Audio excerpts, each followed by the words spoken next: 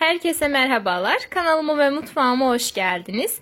Bugün sizlere tüm püf noktaları ile ezilmeden tane tane incir reçeli tarifi vereceğim. Sizleri çok bekletmeden hemen tarife geçiyor ve keyifli seyirler diliyorum.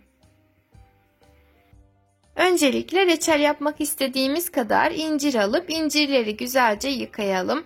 Gördüğünüz gibi ben siyah incir kullandım. Eğer sizler de benim gibi siyah incir kullanacaksanız mutlaka kabuklarını soymanızı tavsiye ederim. Aksi takdirde piştikten sonra daha da sertleşecektir. Bu da reçelimizin kalitesini düşürür. O yüzden de kabuklarını soymanız çok önemli. Ve eğer beyaz incirle tarifimi deneyecekseniz ister kabuğunu soyun ister soymayın. Her iki haliyle de reçeliniz çok güzel olur. Hatta bana sorarsanız beyaz incirin reçeli çok daha güzel. Eğer bulunduğunuz yerde kolaylıkla bulunabiliyorsa özellikle beyaz incirle yapmanızı tavsiye ederim.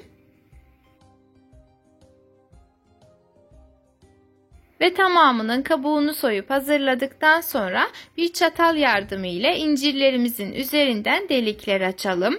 Bu sayede hem incirler içerisindeki aromayı dışarı verebilecek hem de ezilmeyecektir. Ve çatalla deldikten sonra incirlerimizi genişçe bir tencerenin içerisine dizelim. Şimdi sıra geldi şeker ilavesine. Her 1 kilogram incirin üzerine 800 gram şeker ilave edelim.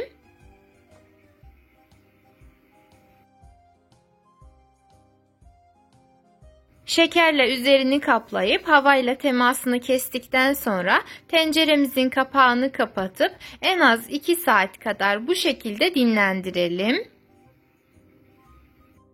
Yeteri kadar dinlendirdikten sonra incirler suyunu salmaya başlamış ama bu su meyvelerimizin pişmesi için yeterli değil. O yüzden üzerine her 1 kilogram meyve için yarım çay bardağı kadar su ilave ediyoruz.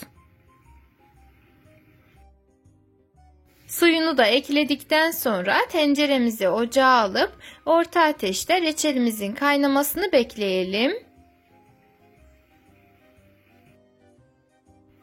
Reçelimiz kaynamaya başladığında üzerine her 1 kilogram meyve için en az 1 yemek kaşığı kadar limon suyu ilave edelim. Eğer limon suyu ilave etmezseniz reçeliniz bekledikçe şekerlenme yapabilir. Şekerlenme riski en yüksek olan reçellerin başında incir reçeli gelir. O yüzden kesinlikle limon suyu eklemeyi unutmayın.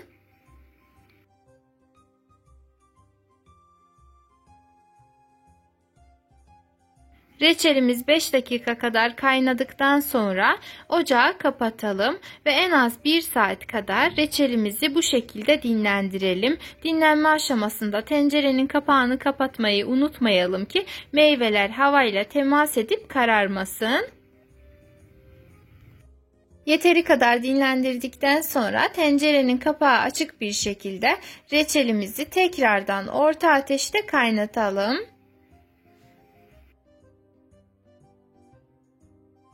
Reçelimiz kaynamaya başladıktan sonra ocağı kısık ayara getirelim ve ara bir meyvelerimizin pişip pişmediğini kontrol etmeyi unutmayalım. Reçelimiz kaynamaya devam ettikçe üzerinde beyaz köpükler oluşacaktır. Bu köpüklerin tamamını toplayalım ki reçelimizin kalitesini düşürmesin. Ortalama yarım saat kadar kaynattıktan sonra reçelimizin hazır olup olmadığını kontrol etmek için bir kaşığı içerisine bandırıp çıkartalım. Eğer yukarıda tuttuğumuzda damlalar yavaş akıyor ise reçelimiz artık kıvamını almıştır. Bu aşamada meyvelerimizin de pişip pişmediğini kontrol etmek için şöyle bir bakalım. Gördüğünüz gibi renkleri tamamen değişmiş ve şirenin içerisinde yani kendi suyunda bekledikçe daha da istediğimiz rengi alacaktır. Ama bundan fazla kaynatırsanız eğer reçeliniz reçel olmaktan çıkıp pekmez kıvamını alacaktır. O yüzden bu şekilde bir 10-15 dakika kadar daha dinlendirelim ki meyvelerimiz de rengini alsın. Bu aşamada üzerine toplanan küçük incir çekirdeklerinin tamamını da toplamayı unutmayalım.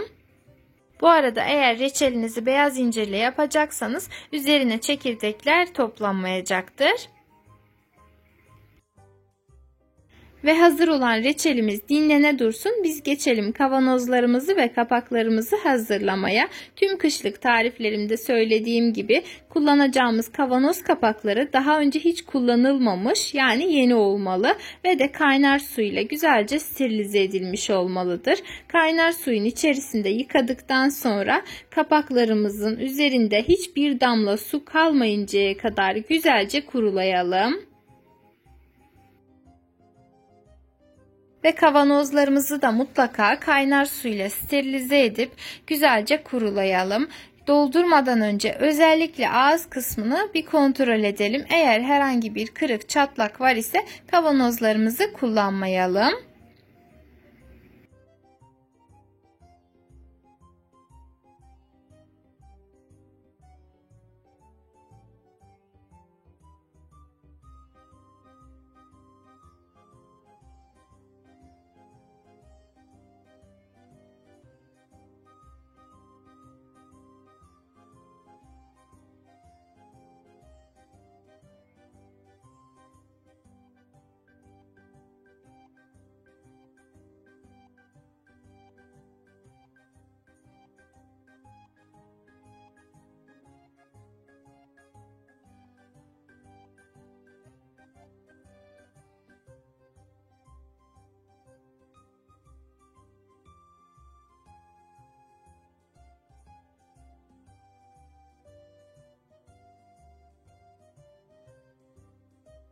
Reçelimizi kavanozlara doldurduktan sonra sıcak haliyle kavanoz kapaklarımızı sıkıca kapatalım ki güzelce vakumlansınlar. Vakumlanmış kavanozlarınızı tamamen soğuttuktan sonra reçelinizi serin, güneş görmeyen ve kuru bir ortamda dilediğiniz kadar bekletebilirsiniz. 2 seneye kadar ilk günkü tazeliğini koruyacaktır.